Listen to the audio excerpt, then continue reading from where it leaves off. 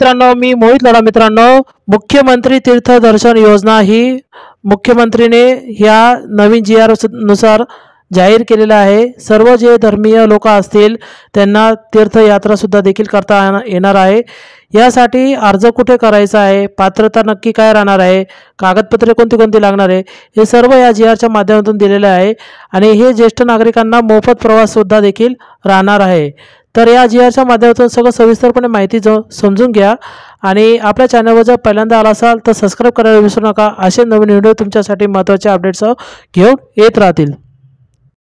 ज्येष्ठ नागरिकांसाठी एक महत्त्वाची आनंदाची बातमी आहे की मुख्यमंत्री तीर्थदर्शन योजना ही जी शासनाने जी योजना राबवली आहे त्यात तुम्हाला मोफत प्रवास देखील सुद्धा करता येणार आहे.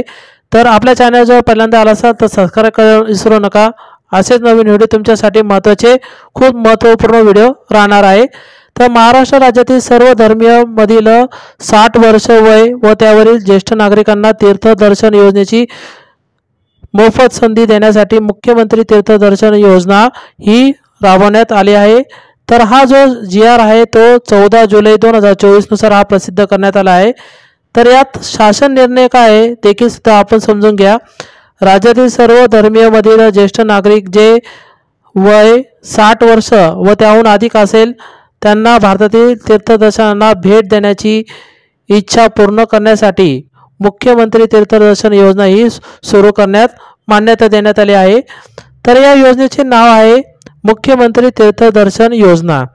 तर सदर या योजनेचे उद्दिष्ट राज्यामधील ज्येष्ठ नागरिकांना तीर्थदर्शन यात्रा ही मोफत उपलब्ध करून देणे हा या GR मध्ये सांगितलेला आहे.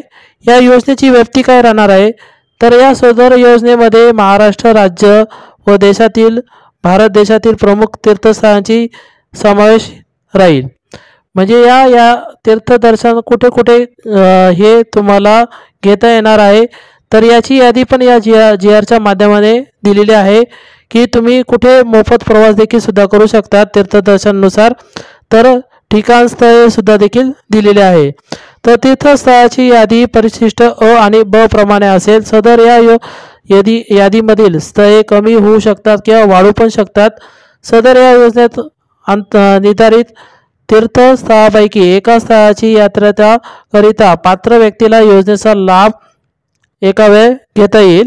तसेच प्रवासाचा खर्चाचा जो कमाल मर्यादा आहे प्रति व्यक्ती 30,000 रुपये इतकी राहील. यामध्ये प्रत्यक्ष प्रवास, भोजन, निवास इतर सर्व बाबींचा समावेश असेल.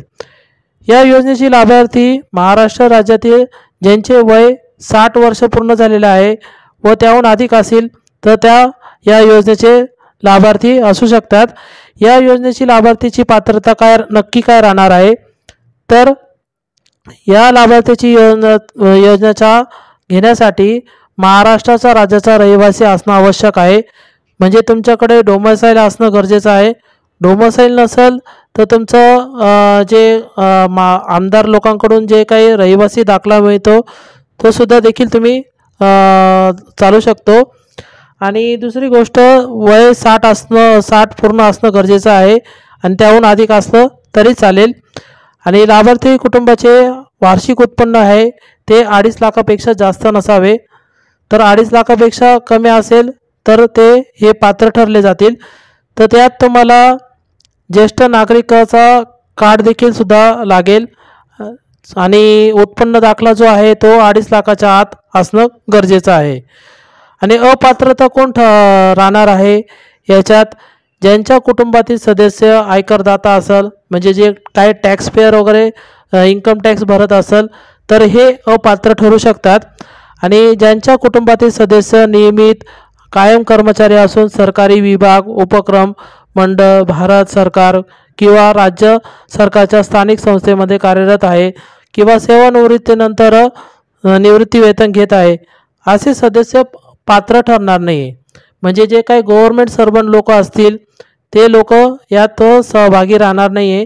आणि दुसरी गोष्ट जे गव्हर्नमेंट सर्वंट होऊन सेवानिवृत्त झाले आणि त्यांना पेन्शन भेटते तर हे सुद्धा ते पात्र ठरणार नाही आहे. तथापि 2.5 लाखापर्यंत उत्पन्न असलेले बाह्य यंत्रणाद्वारे कार्यरत असलेले कर्मचारी, स्वयंसेवी कर्मचारी, कंत्राटी कर्मचारी पात्र ठरतील. ज्यांचे कॉन्ट्रॅक्ट बेसवर असतील, कॉन्ट्रॅक्ट बेसवर नोकरी करत असेल तर ते लोक यात सुद्धा पात्र ठरणार आहे. नंतर दुसरी गोष्ट, ज्यांच्या कुटुंबातील सदस्य विद्यमान माजी खासदार, आमदार आहे ते लोक यात अपात्र ठरले जाणार आहे. तर नक्की लक्षात ठेवा, जे कुटुंबामध्ये नगरसेवक, आमदार, खासदार लोक असतील ते अपात्र ठरले जाणार आहे. ज्यांच्या कुटुंबातील सदस्य भारत सरकार किंवा राज्य सरकार, बोर्ड, कॉर्पोरेशन, उपक्रमाचे अध्यक्ष, उपाध्यक्ष, संचालक, सदस्य असतील ते सुद्धा यामध्ये अपात्र ठरणार आहे. ज्यांच्याकडे 4 चाकी वाहने, ट्रक वगळून त्यांच्या कुटुंबातील सदस्यांच्या नावावर नोंदणीकृत आहेत ते सुद्धा हे पात्र ठरले जाणार आहे. 6वा मुद्दा म्हणजे प्रवासासाठी शारीरिक मानसिक दृष्ट्या सक्षम असणे आवश्यक आहे. कोणत्याही संसर्ग रोगाने ग्रस्त नसावे, जसे की TB, हृदयाशी संबंधित श्वसन रोग, नंतर कोरोनरी अपूर्णपणा, कोरोनरी थ्रोम्बोसिस, नंतर मानसिक आजार आणि संसर्ग कुष्ठरोग.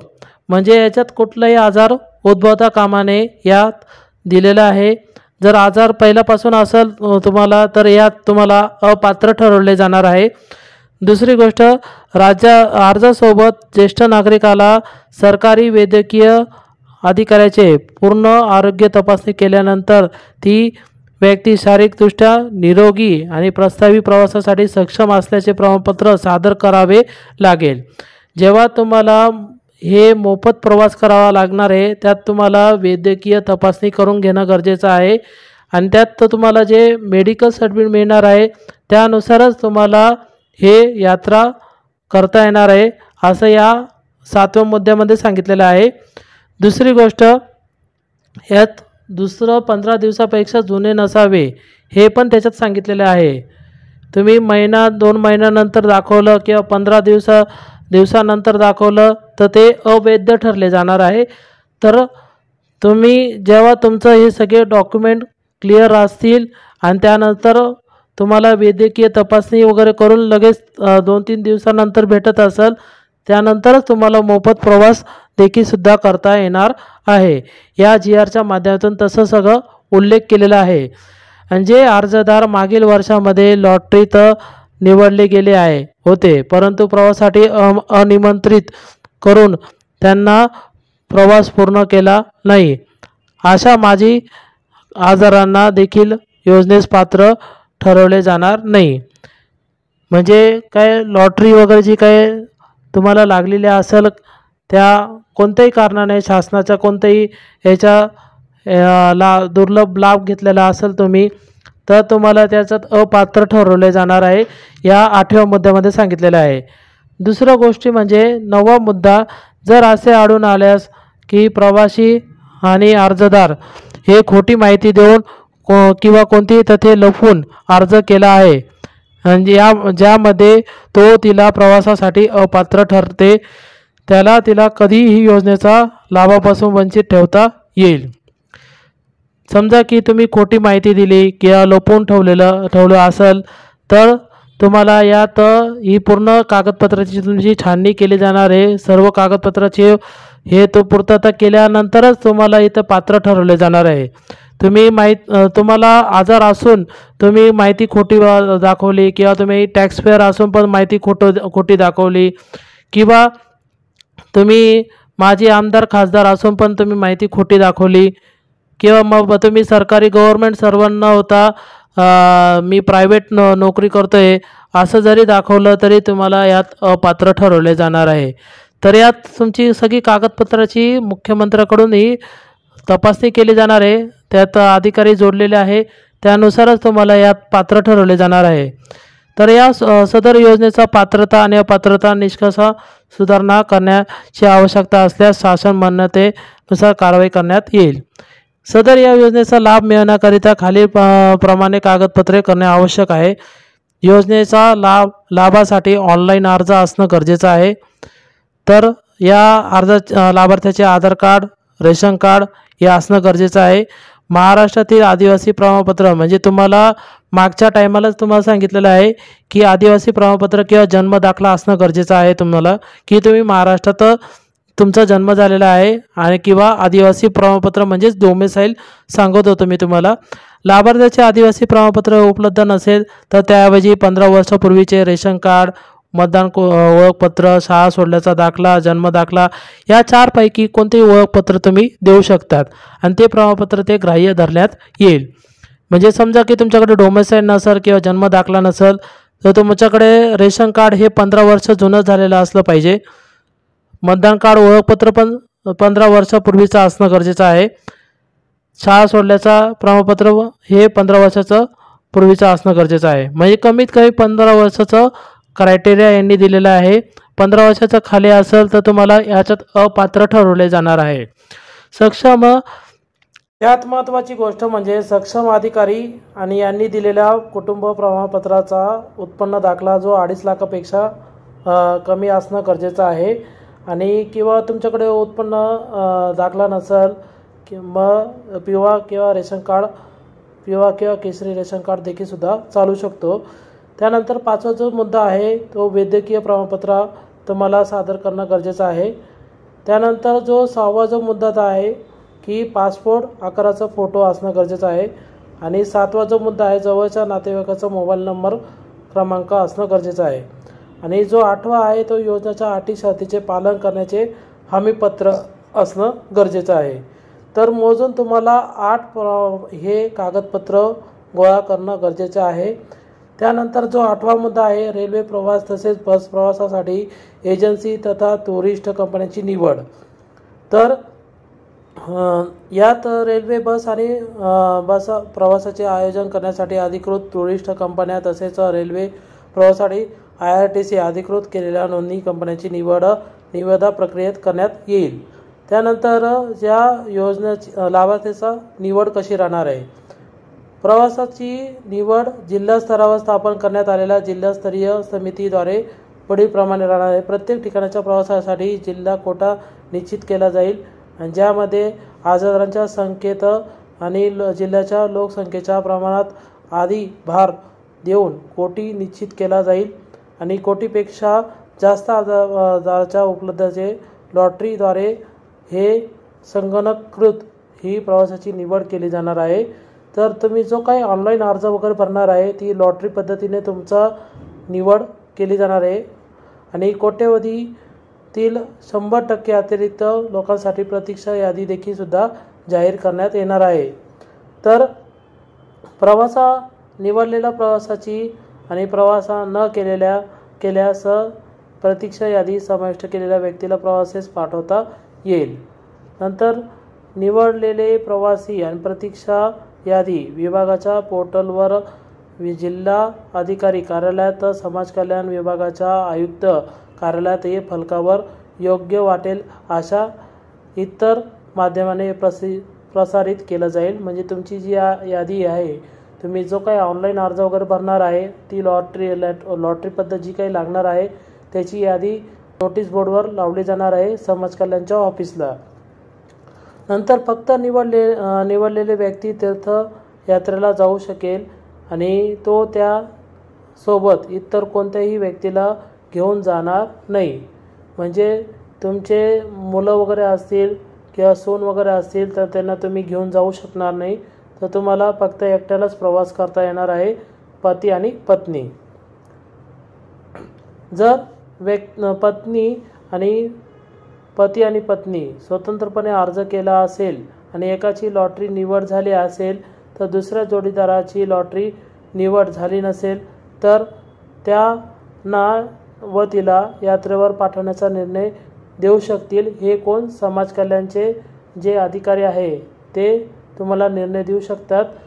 तर प्रवास प्रक्रिया कशी राहणार आहे तर जिल्हास्तरीय समितीने निवडलेल्या प्रवासाची यादी हे पुणे यांच्याकडे सुपूर्दित केली जाणार आहे. म्हणजे तुमची यादी ती पुणे जिल्हा विभागामध्ये जे समाज कल्याणचं जे ऑफिस आहे तिथे ती यादी पाठवली जाणार आहे. निवडलेल्या प्रवासाची यादी प्रवासासाठी अधिकृत टुरिस्ट कंपनी एजन्सी देण्यात येईल. नंतर या गटांच्या प्रस्थानाची व्यवस्था करेल नंतर प्रवासासाठी आवश्यक सुविधा कोणत्याही सुविधा देण्यात याव्यात याचा निर्णय शासन घेणार आहे की प्रवासामध्ये कोणत्या सुविधा द्यायच्या, कोणत्या सुविधा नाही देऊ हे शासनावर हे निर्णय राहणार आहे। सर्व यात्रेकरूंना प्रवासासाठी नियोजित स्थळी त्याच्या स्वखर्चाने पोचावे लागणार आहे। म्हणजे तुम्हाला जो काही प्रति व्यक्ती 30,000 रुपयाचा काही खर्च सांगितलेला आहे तो स्वखर्चाने पोचावे लागणार आहे। नंतर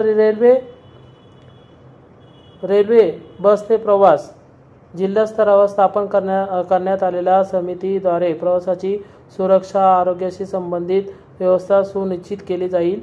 नंतर प्रवास सुरू झाल्यावर प्रवासाची मध्यभागी असल्यास त्याला प्रवास सोडायचा असेल तर सरकारकडून तशी सुविधा दिली जाणार नाही। तुम्ही एकदा प्रवास स्टार्ट केला तर तुम्हाला एंडिंगपर्यंत प्रवास करावा लागणार आहे, तर तुम्हाला मध्ये सोडता येणार नाही आहे। तसंच विशेष परिस्थितीत प्रवास मध्यमार्गी सोडणे आवश्यक असल्यास स्वखर्चाने ते करण्याची परवानगी दिली जाईल।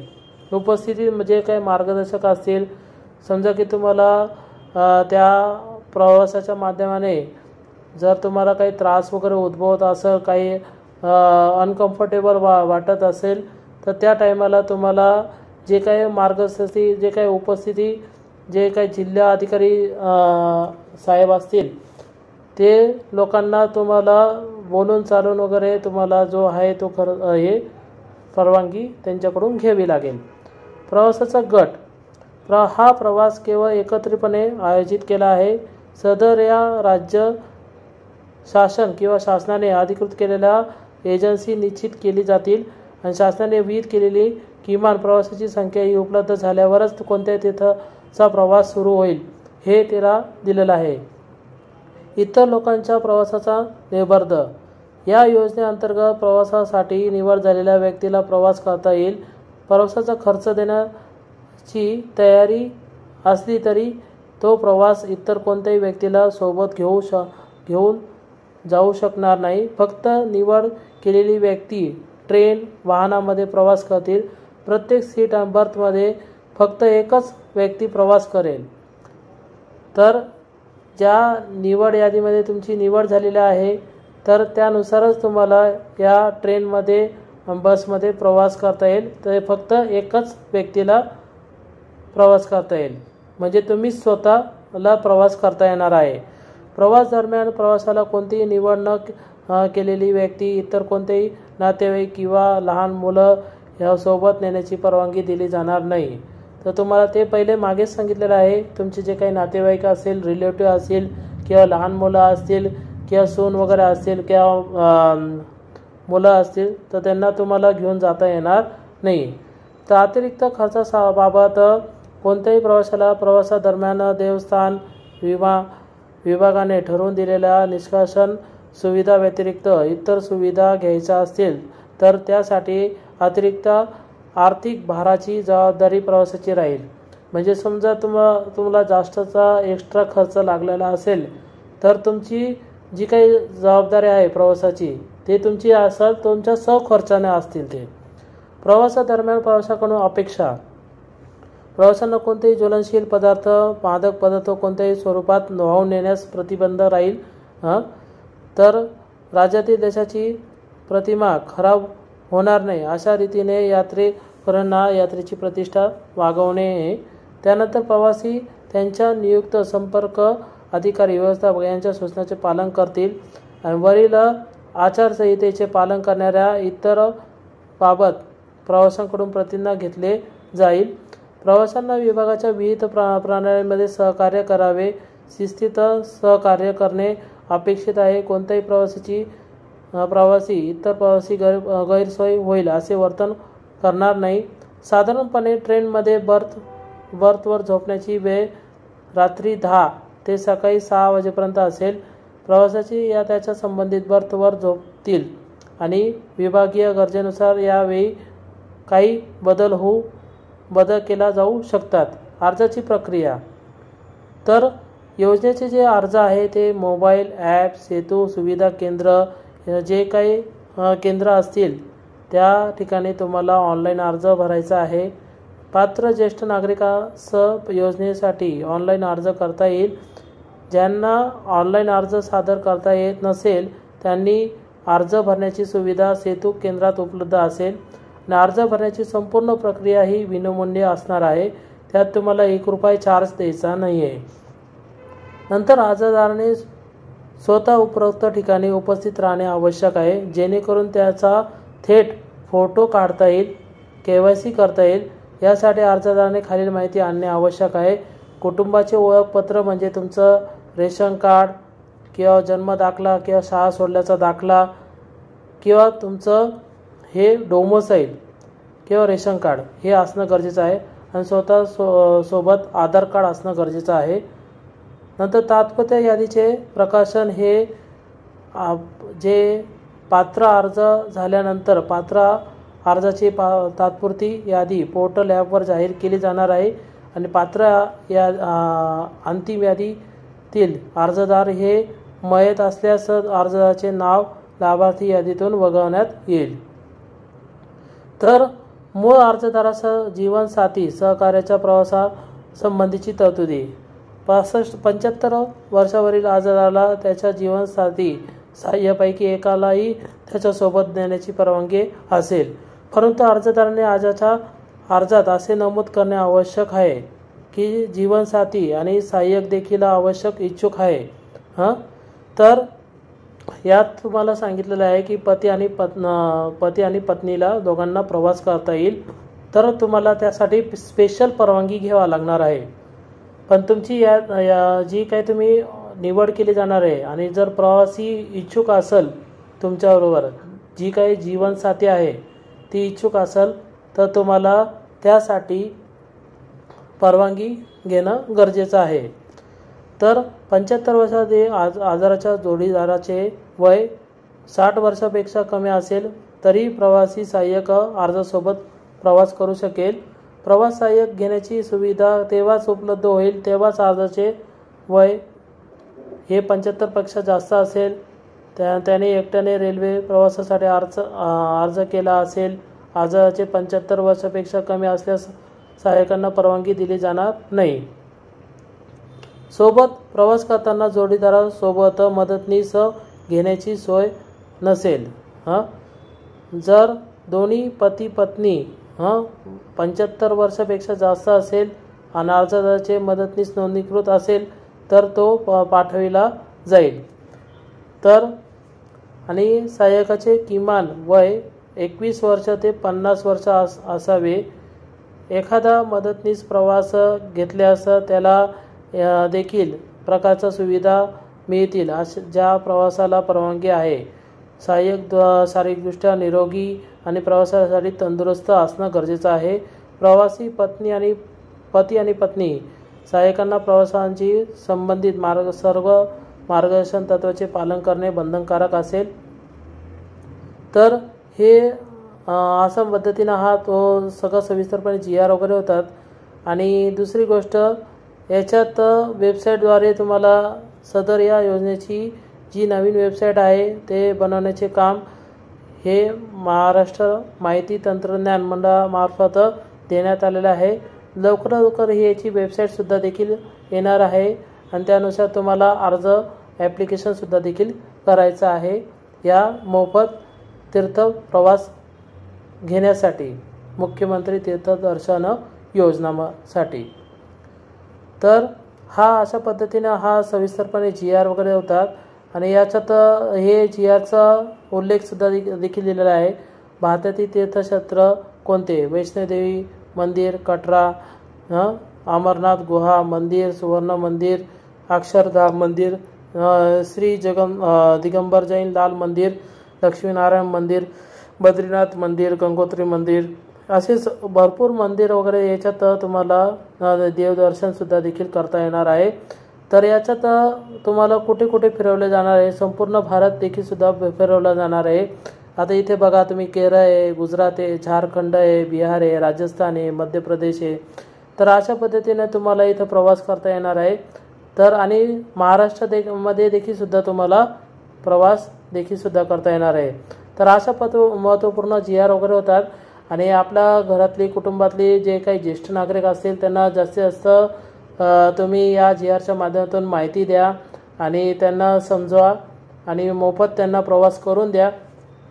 जय हिंद, जय महाराष्ट्र.